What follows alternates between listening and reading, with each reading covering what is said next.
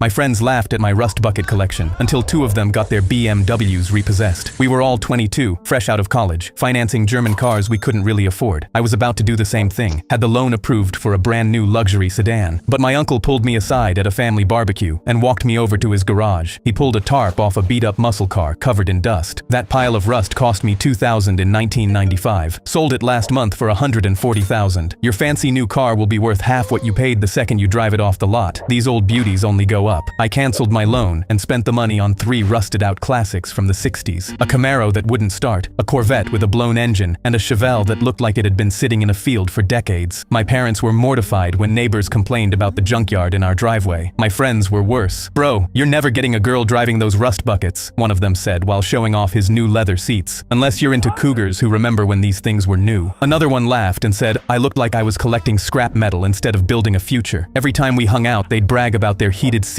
and backup cameras while I pulled up in something that barely started. There were nights I sat in that Camaro that wouldn't start and just stared at the steering wheel wondering if my uncle was wrong. But then I'd remember that $140,000 sale and keep grinding. For 4 years, I spent nights and weekends in my uncle's garage learning to weld, rebuild engines, and match factory paint. Burned through 6 shirts learning to weld right. Rebuilt my first engine 3 times before it actually ran. Sliced my hands open more times than I could count. My social life disappeared because everyone thought I was too broke to hang out with, while my friends posted pictures of their leather interiors and complained about $1,400 monthly payments. I was covered in oil trying to bring these rust buckets back to life. Then I started recognizing what collectors actually wanted. My Camaro had the rare big block option. The Corvette had the split rear window that people paid crazy money for. The Chevelle still had the original factory papers that most owners had lost decades ago, and the market was about to explode. Auction prices went insane, and collectors started calling me directly. I sold that first Camaro for 30 times what I paid and used the money to buy a dozen more. Restored them, flipped 3 for enough to open my own warehouse. Last month my phone rang. It was one of the guys who used to roast me hardest. "Hey man, you still in the car business? I got laid off and the bank took my BMW. You know anyone hiring?" A week later, same call from another one. Meanwhile, I was sitting on 26 muscle cars worth more than everything they'd ever owned combined. I drove my restored Camaro to our old hangout spot last weekend. Same friend who said I'd never get a girl driving rust buckets walked over. His jaw actually dropped. He ran his hand along the hood like he was afraid to touch it. "That thing's beautiful. What would you sell it for?" My wife leaned over from the passenger seat. "Don't bother. He's not selling that one." He looked at her, then back at me. Didn't say a word. Same rust bucket that was never gonna get me a girl. Funny how that worked out.